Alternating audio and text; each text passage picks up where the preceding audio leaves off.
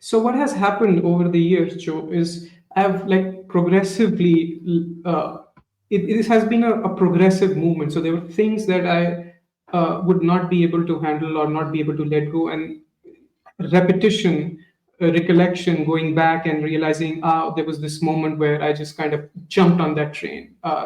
I fell into in an unconscious behavior, and so it has been a slow process. And there are still things, obviously, where the reactivity would just jump ahead, especially when you're dealing with people, whether it's relationships or work, where it won't give you the time to stabilize. So that's where the challenge is, really. I mean, Well, hang on. Let's go back a minute. okay. Why is it a slow? Why is it? Who says it's slow? What if it's the perfect speed? Absolutely perfect speed. Slow. Okay, it's because I can go back and I can look at years of reactivity gradually Doesn't speeding. matter. It doesn't matter. We were speaking earlier Yeah. about that you can't jump around in space and you can't jump around in time. So even just you thinking it's going slow is a source of suffering. Yes. Now, every single human being is totally different, and talk about slow. I on my weight loss journey, I started in 2004 at 330 pounds. I'm now about 240, and it's 20 years later. My brother loves teasing me about that, but I just see it as it's the perfect speed. Slow, what does that even mean? You're you, you're a being getting to know the nature of your mind. If you're cutting through a forest, someone might have a very light forest and a couple of things and they're done. Someone might have a very dense forest. It doesn't matter. If you start to focus on the outcome, it's Yeah. always too slow. So you're telling me to not think of this as a process? No, Yeah. it's not a process. Well, how could the process means time? Yeah. There's just you now. How do you feel? How is your? Are you present now? Are you here? Yes, Right. Are there thoughts appearing? they are. So what? This doesn't matter. What thoughts? No thoughts. What thoughts are made of consciousness? I often say it's like splashing, pouring milk into milk. The Tibetans say this. It's like pouring milk into milk. If everything's made of milk, then pouring milk into milk, you haven't spilt anything. If Yeah. everything's made of consciousness, you've got thoughts, you've got space, you've got this idea that it's slow, you've got somewhere we want to get to. You're getting on all of the trains, and that's okay. Get on the trains. Just know that you're on the trains. It's not even a question of not avoiding. Oh, I better not do that. Go and do it. Like if you were to spend a week indulging everything that you think about, you'd soon think, maybe I could just rest. Like, you're perfect as you are. And for everyone here, whatever thoughts you're having, they're perfect thoughts. They're made of pure space. Whatever you're feeling, they're perfect feels, emotions, sensations. They're pure space. That's it. Whatever's appearing is completely pure. When I say pure, I mean pure as it's free of anything else. You're looking at all of the contents of your mind and you're establishing them as things. They aren't things. They are pure space that renders in this particularly interesting way, but they have no substance. You couldn't give me a bag of your thoughts. You could give me a bag of words, but they're meaningless. So for you, it's really exploring the idea of what if everything I'm experiencing right now is awakening. That is awakening. And I'm just confused about that. But even the confusion is awakening. Okay. Like your power to know is superior to what is known. Your capacity to be here now is greater than anything you can do. Everyone is fully accomplished as presence. There's nothing you can add to it. It's such an interesting phenomena that we think that our activities or thoughts or conduct is more important than that which is. It's which we're trained to be so small, right? That whether or not I think this or that changes everything. Like one of the funniest ones I come across is people who think they're not awake. How can we be so arrogant to think that the thought I'm not awake is more powerful than the entire absolute that brought that thought into place? So bang, I'm not awake. Like it's not more powerful than that which is. So it's kind of resting in the throne of your conscious presence, finding comfort in this throne of being.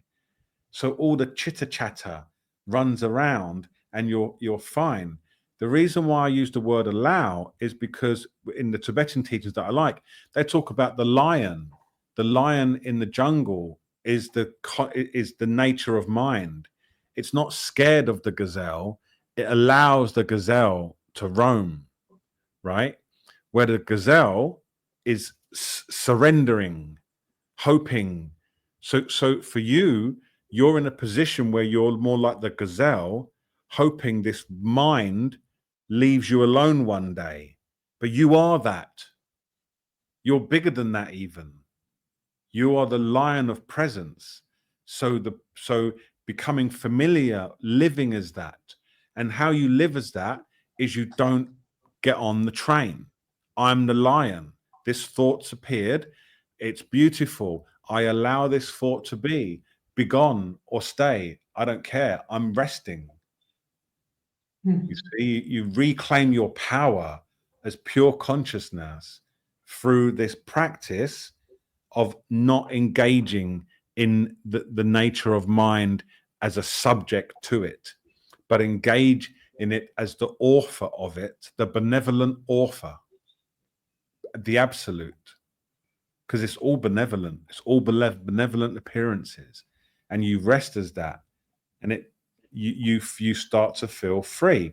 And what drives this is when you start to rest with that as yourself, you then have the capacity to rest with that as others. So when other people are going through these mind storms, you are now there without even saying a word. That's good. Don't get on the train. That's what you do. You are awakening. Your awakening intent is so strong.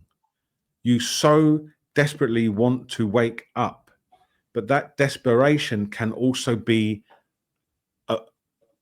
an adaptation of weakness, right? And I don't mean it in a negative way. I mean it's you're being someone who desperately wants to wake up is also saying very clearly, I'm a subject, right? Because the author isn't trying to wake up, it is. So just explore gently the idea that things are going slowly. What if you're already awake completely? What if all these appearances are harmless? What if, like, I sometimes ask myself, what is even suffering? Thank you, Carol. What is even suffering? Like, what is it? It's really, what is it? Like, you really ask yourself, what is, it's just another thought. It's just another thought. I was talking to her earlier because we did a kirtan here today. So sometimes I have conversations with people afterwards. And I was explaining that when I was in the midst of my biggest food cravings, I'd be sitting at home, sitting on my hands, trying not to go to McDonald's, like the whole world is ending, and I've got to get this food or I'm going to suffer so badly. And the phone would ring, and it could be British Gas. Hello, is that Joe? Yeah. Oh, we're coming to fix your meter. Oh, that's great. What, Tuesday? Yeah, I can do Tuesday. Suddenly, where did all the drama go? Yeah. When I'm on my hands sitting in there going, I can't go and get another one. My diabetes will go really bad. Phone rings. I'm booking an appointment for the gas man. Like, it must be fake. And I bet this happens with you. You're sitting there and all of us, right? In this storm of suffering, and ding dong, you go and answer the door and it's a package. Joe, there are these cycles. Like I'm sure um, so just picking off of this example, I've actually noticed if I'm struggling, there's contraction, or there's any kind of pull, and I'm using some sort of a coping mechanism to deal with it, whether it's just watching something on YouTube or doing something to distract myself. If I just sit for maybe 3 to 4 minutes, it eases. But I think the relentless aspect of it, like next day morning, I get up again. It's cyclical. It's just I Okay, would get into these stop, clear stop for spaces, 1 but then minute. come back. Stop for 1 minute, right? Yeah. Just say to yourself right now, shh, shh. Thank you for thinking. Shh.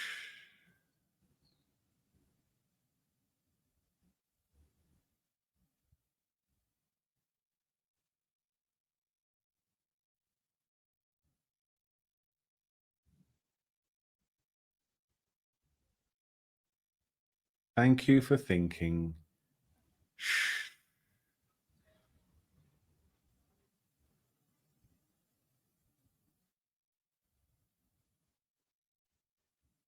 Just allow yourself to be.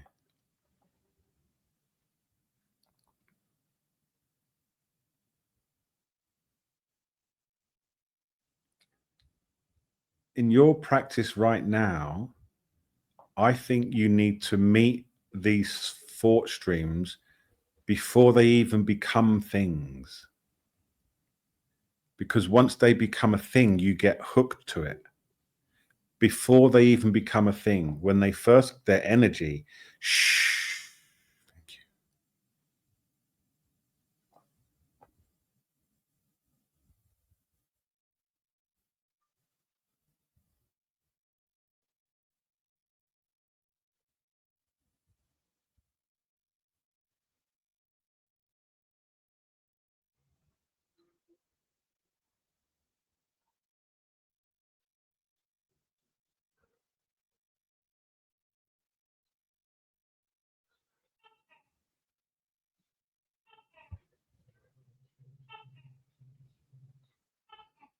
Thank you. This is it.